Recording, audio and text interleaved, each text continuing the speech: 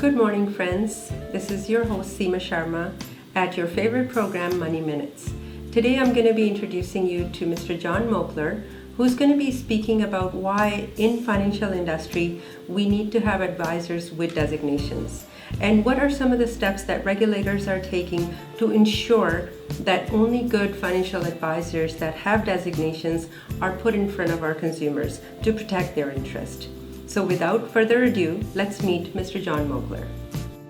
Welcome to the Money Minutes, John. What do you mean by designations? I see people with designations all around me. Well, there are people that do have designations, so they might have the CFP, which is the gold standard, Certified Financial Planner designation. They might have the CLU, Chartered Life Underwriter designation, or the CHS, the Certified Health Specialist designation.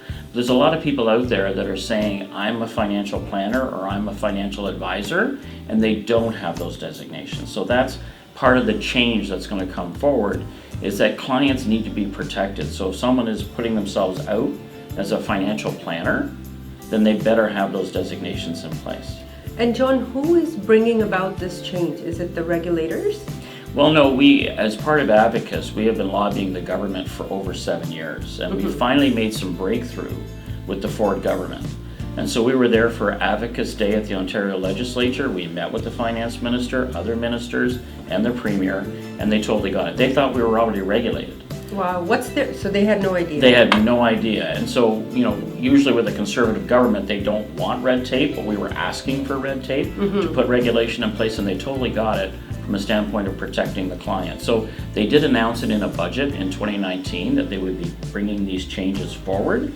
And essentially what we're looking for is, in order to call yourself a financial planner, a financial advisor, or just an advisor, you must have a designation, you must belong to an accredited association like Advocis, and you must take so many continuing education or CE credits every year. Right. And you think this change will come in place by?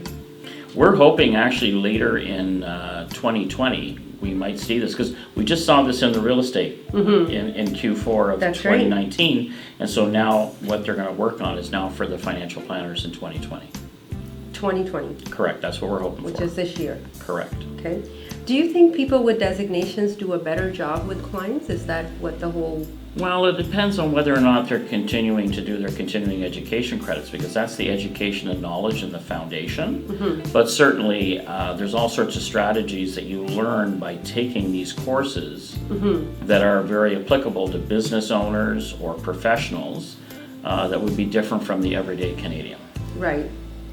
Do you think to protect a consumer out there who's dealing with a financial advisor with no designations, makes a mistake, is it harder to penalize them? Is that I'm trying to find out as a consumer, what is a designation? What does it mean to me? Well, to you as a consumer, you're going to start to ask, do you have your CFP? Do you have your CLU? Because that's going to be like an entrance level. It's kind of like a lawyer having their designation to be a lawyer, or even a doctor having their MD designation. Those organizations have criteria that they have to follow, and that's what we're bringing about in the industry for financial planning. So consumers will know that you do have that foundation, you do have that continuing education credit base every single year, and that you are knowledgeable in what you're doing. And so if you do belong to an association and you step out of step, then the association can take away your designations. Right. So there are basically double layers of regulations when you are designated and belong to an association. Correct. Right? I call it protection really for the consumer. Right. So if something goes wrong, you have the association to go to, and you also have the regulators to go to. You got it. That's correct. Okay. But another question in regards to education. I work with advisors that have their masters in finance.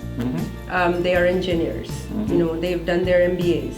Right. But they have not yet acquired a designation in Canada. What do you think of that?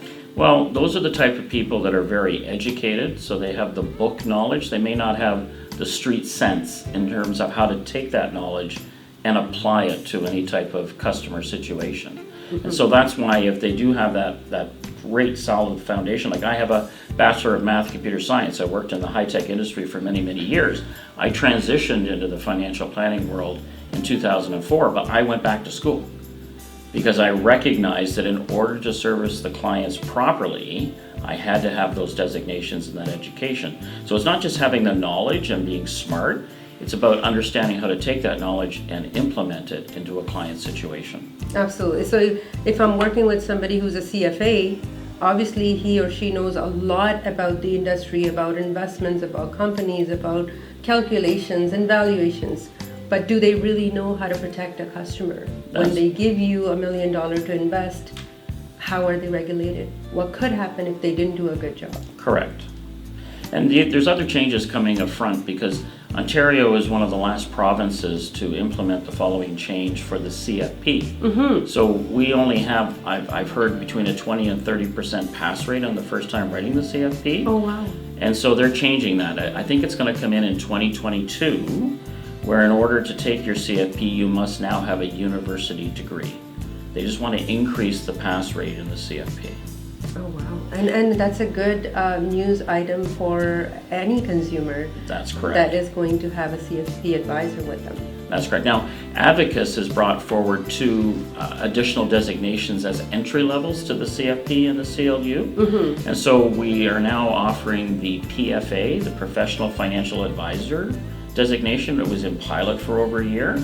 And later this month in February, people will be able to sign up for the PFA designation. So John, for PFA, do we need a university degree? No, you do not. And Okay. the PFA courses that you're taking, you can transition those into then taking the CFP and the CLU. So the foundation of the PFA is transferable if you want to continue on and take a further designation.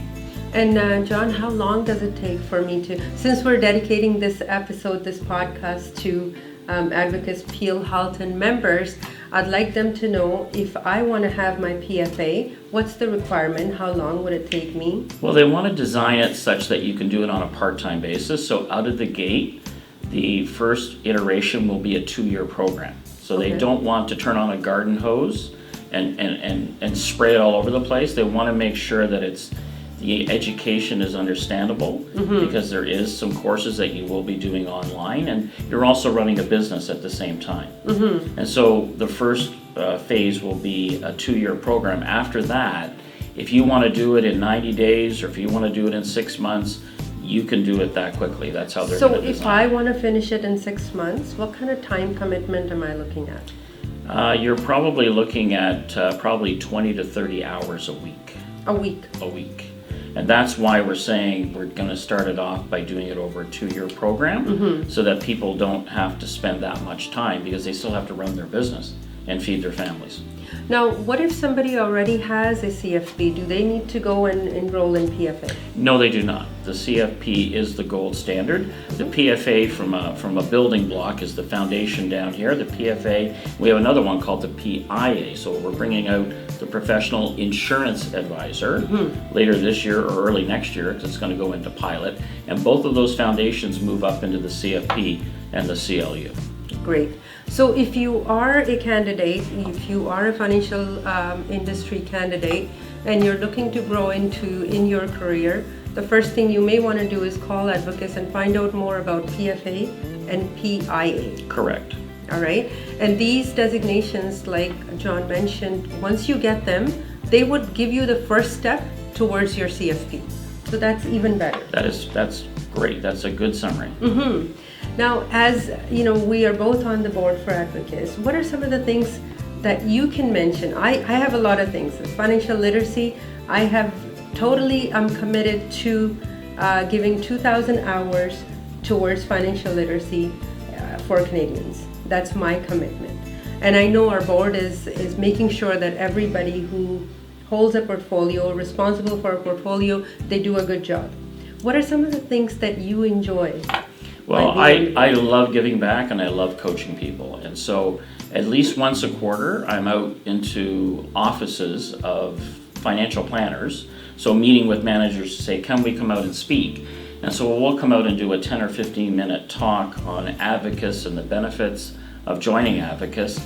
And then I'll do a separate session maybe on financial planning. It might be a topic on how to acquire clients. It might be a topic on how to target higher net worth clients. So I'll bring along another presentation in addition to what I do on the advocate side. And that's my way of giving back to the industry.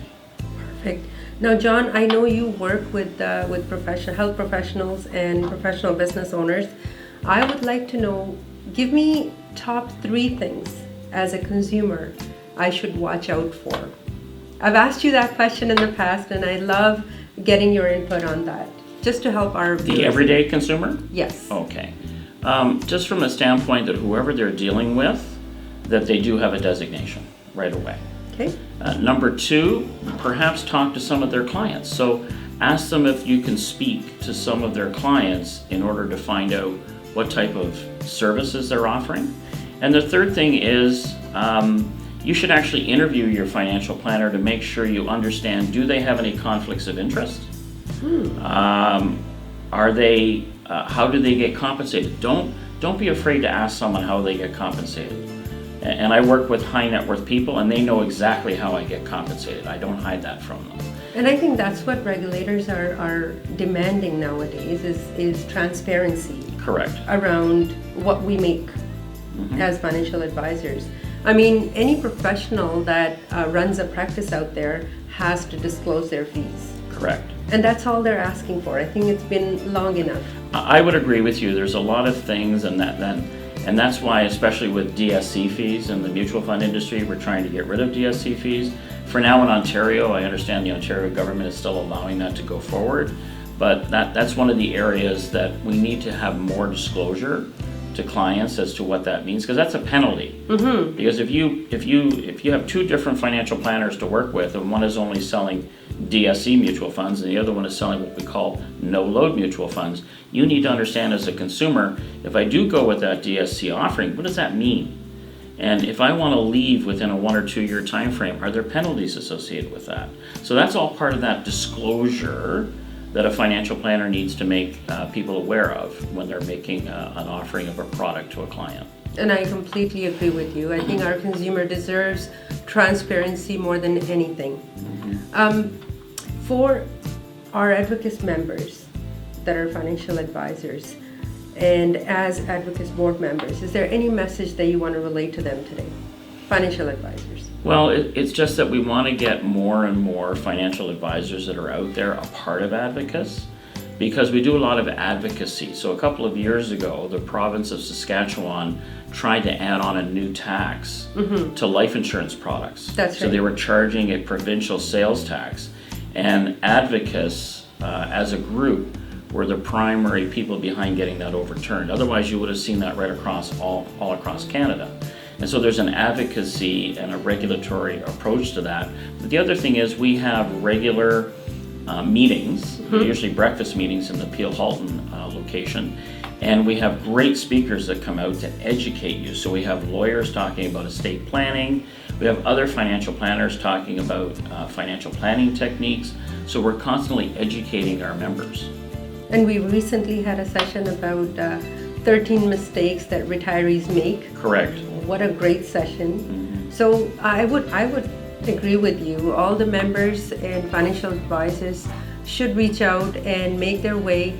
You know, continuing education is very important for us and for our industry and for our consumers.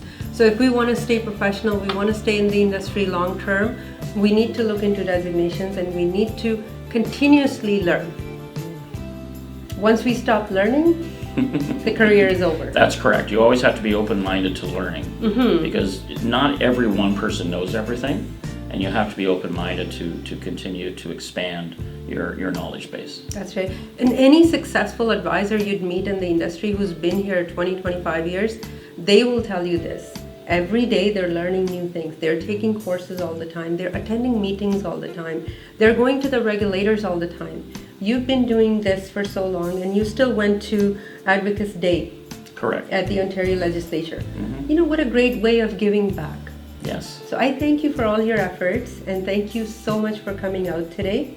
Wish you all the best. Thank you very much. I really enjoyed myself. Thank you, John. Okay, thank you.